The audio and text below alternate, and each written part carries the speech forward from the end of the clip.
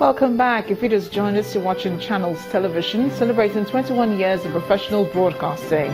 This is the news at 10, a reminder of our major stories. The Federal Executive Council approves a 3-year fiscal plan to initiate process for preparation of the 2017 budget, with state's intention to pursue non-oil-driven economy.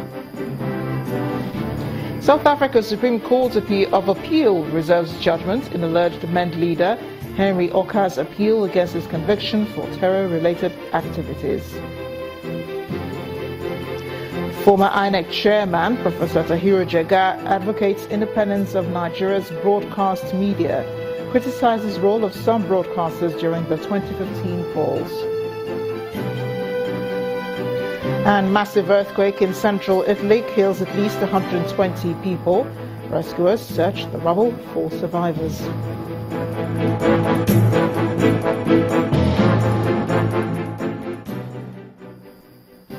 Just a reminder here that all our top stories can be found on our websites, channelstv.com and on youtube.com/channelsweb.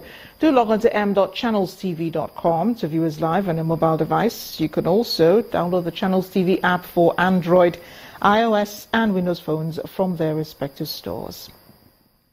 Besides the news and updates, the Channels TV app has an eyewitness feature. We encourage you to use it to share those pictures, videos or news of happenings around you. Just install the app, then tap and swipe to reveal the eyewitness menu and follow the instructions.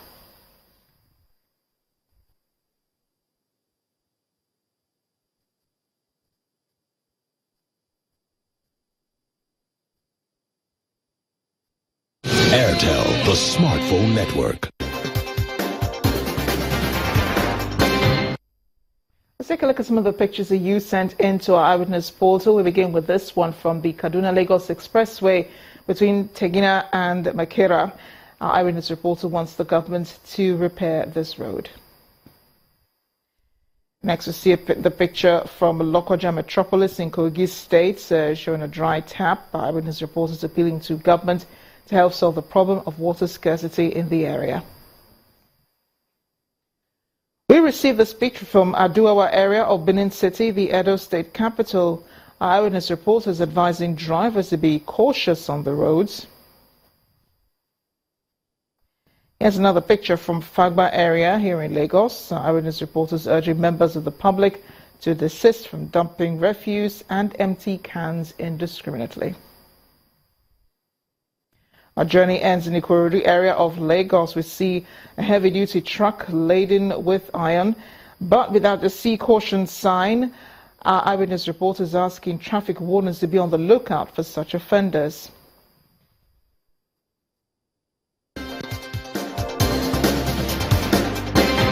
Airtel, the smartphone network.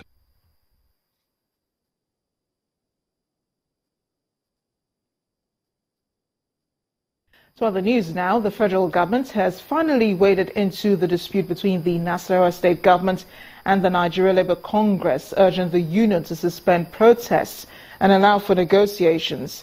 The NLC yesterday mobilized workers nationwide to protest against salary cuts by the Nasarawa state government and the killing of 2 of their colleagues in the state.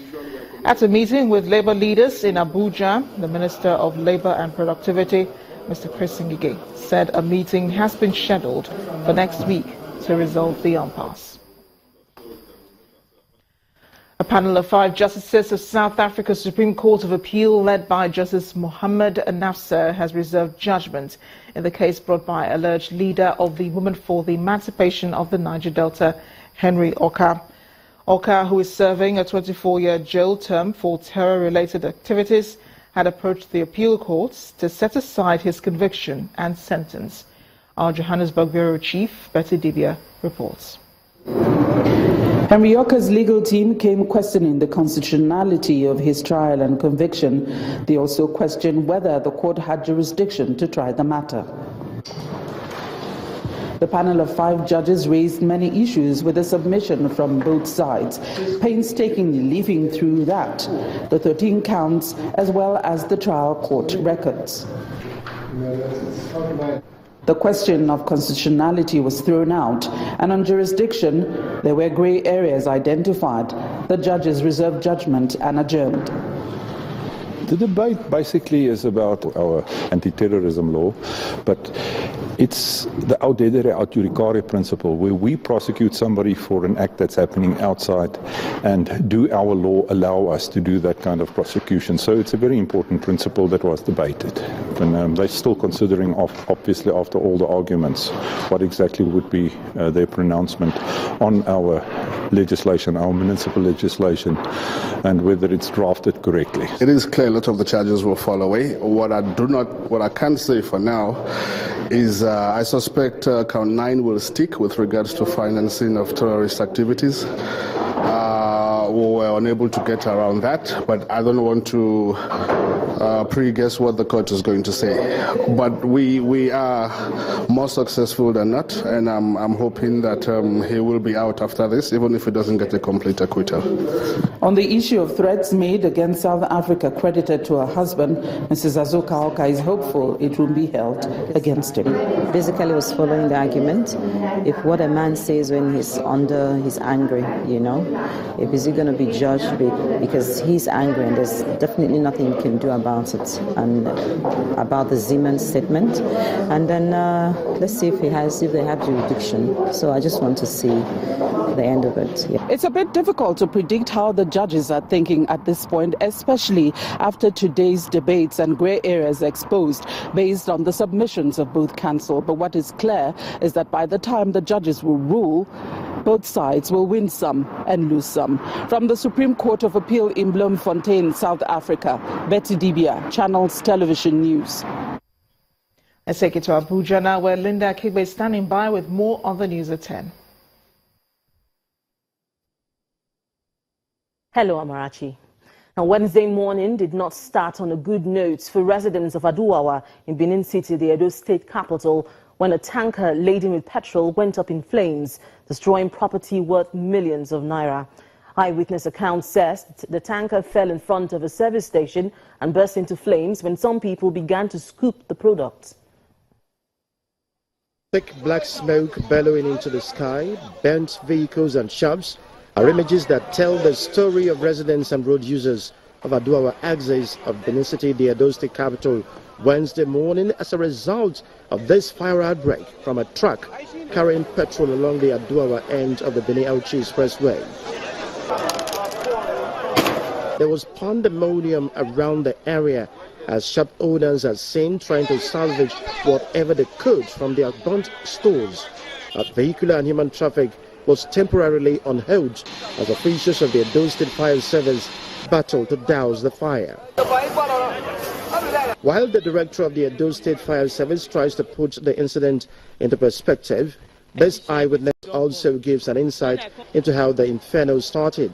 What happened was that the vehicle defied the order of the security men that were flagging him down. And then as soon as he came here, there was ignition because the engine was running. And that was how everywhere was on flame.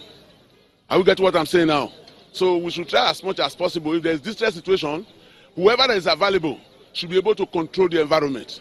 And we should try and listen to one another. One motor, now it pass. As the motor pass, now the fuel don't say come make boom. Now it come out this side. Meanwhile, distraught shop owners around the scene of the incident recount their losses, appealing to the relevant authorities to come to their rescue.